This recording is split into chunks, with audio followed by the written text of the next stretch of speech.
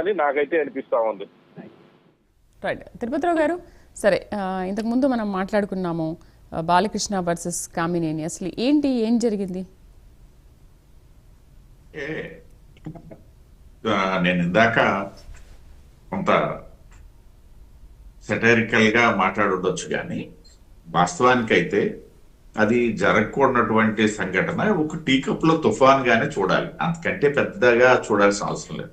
ఎందుకంటే కామినేని గారు ప్రస్తావించినటువంటి ప్రస్తావనలో కొంత అస్పష్టత ఉన్నటువంటి మాట మళ్ళీ బాలకృష్ణ గారు ప్రస్తావించడం జరిగింది. బాలకృష్ణ గారు కూడా ఆ విధంగా, అంటే ఇప్పుడు మనం మాట్లాడేటప్పుడు వేదిక ఆధారంగా అవతల వ్యక్తుల ఆధారంగా మాట్లాడాల. ఇప్పుడు నేనున్నాను, నాకు వైసీపీ అనేసి అంటే ప్రతిపక్షం నాకు నప్పదు పడదు, కానీ జగన్మోహన్ రెడ్డి ఆయన మాజీ ముఖ్యమంత్రి కాబట్టి ఆయనకి ఇవ్వాల్సిన గౌరవించుకోవాల్సిన బాధ్యత నాకు కూడా ఉంటుంది.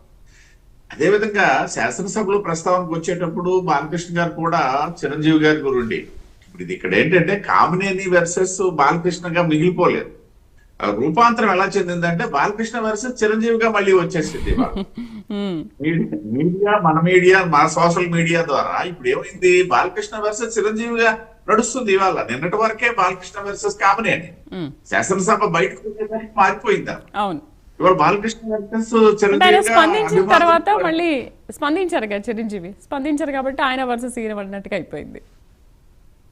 ఇప్పుడు వాళ్ళు స్పందించాల్సిన పని లేదు. ఇప్పుడు ఒకవేళ చిరంజీవి గారు స్పందిస్తారా మాంటారా అది అనేది పక్కన పెడితే, ఇది ఎలా ఉంటుందంటే సినీ రంగానికి చెందినటువంటి విషయంలోన ఇప్పుడు మా జన సైనికులు ఉంటారు, వాళ్ళు చాలా వరకు ఏంటనేసి అంటే సినిమా ప్రభావితంతోనే ఉంటారు.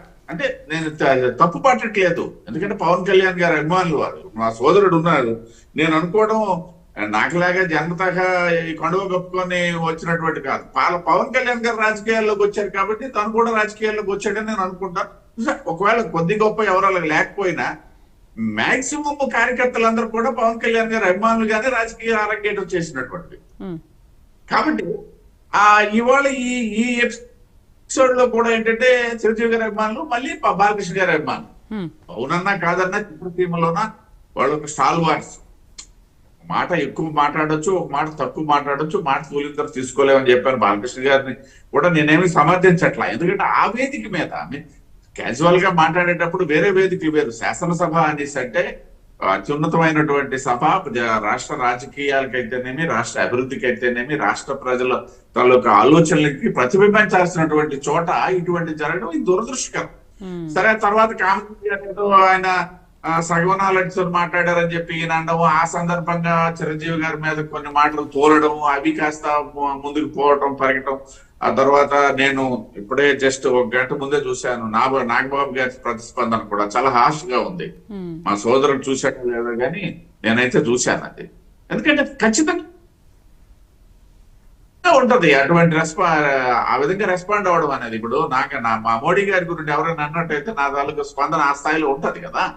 కాబట్టి ఇవన్నీ ఒక దురదృష్టకరమైన సంఘటనలుగానే చూడాలి. దీన్ని పెద్దగా తీసుకోవాల్సిన పని లేదు. ఇది ఒక టీకోప్ల తుఫాన్ గా సమస్య పోయినట్టు చూసుకుంటేనే అందరికీ మంచిది. ఎందుకంటే దానివల్ల రాష్ట్రానికి కానీ లేకపోతే ఇతరత్ర ఉండదు కదా. శ్రీదేవి గారు, రైట్. హేమకుమార్ గారు, మీరేంటి మరి టీడీపీ అటు మెగా అభిమానులు మాటలు